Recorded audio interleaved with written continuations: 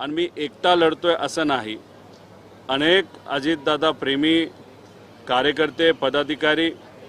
या पक्षातले त्या पक्षातले त्याच्याचबरोबर महाराष्ट्राची जनता आणि सोशल मीडियावर सामान्य लोक जे व्यक्त होतात आणि सगळ्यात महत्त्वाचं मीडियाचं सुद्धा या गोष्टीला एक बॅकअप आहे, एक सपोर्ट आहे की दादांना न्याय मिळाला पाहिजे।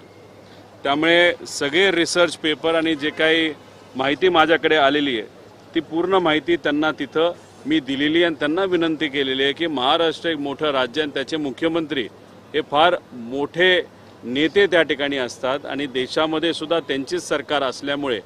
आपण सुद्धा होम मिनिस्टर साहेब असतील, प्रधानमंत्री साहेब असतील आणि जे योग्य असे जे कोणी तिथं असणारे मंत्री नेते आहेत त्यांच्याशी थोडासा पाठपुरावा करून याच्यामध्ये पारदर्शकता या इन्क्वायरीमध्ये यावी यासाठी प्रयत्न करावे आणि त्यासाठी त्यांनी सकारात्मक भूमिका त्या ठिकाणी व्यक्त केली।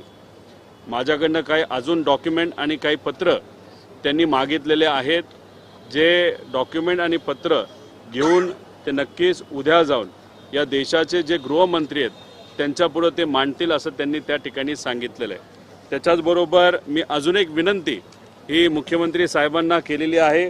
ती म्हणजे अजितदादा ज्या बंगल्यामध्ये गेले 20-22 वर्ष राहत होते म्हणजे देवगिरी बंगला, तिथं दादांचं एक स्मारक असावं। महाराष्ट्रातून जे काही लोक मुंबईमध्ये येतील, विधान भवन बघतील, मंत्रालय बघतील आणि त्याच्याचबरोबर दादाप्रेमी असल्यामुळे दादांचं एक स्मारक हे देवगिरी बंगल्यावर असावं अशी विनंती त्या ठिकाणी मी केली। त्याच्याचबरोबर विधिमंडळाच्या आवारात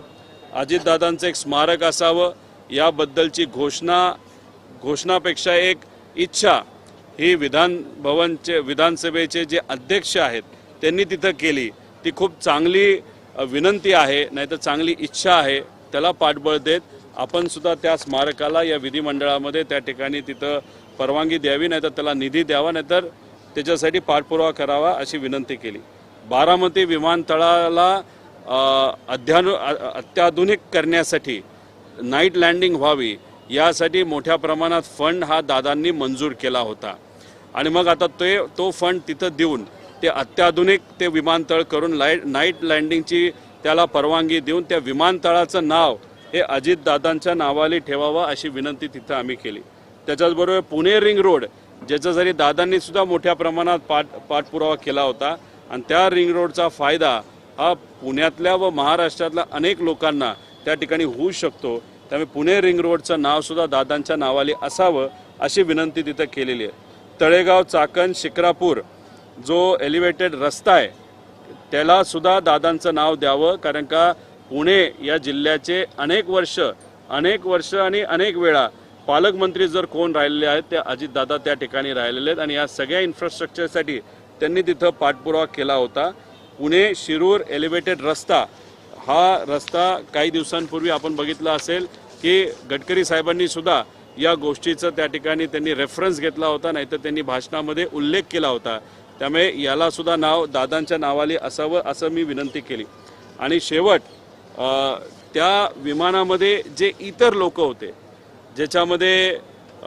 तुम्ही बघितलं असेल की त्यांचे सिक्युरिटीचे जे तिथं अधिकारी होते जाधव, त्यांचा त्याच्यामध्ये मृत्यू झाला।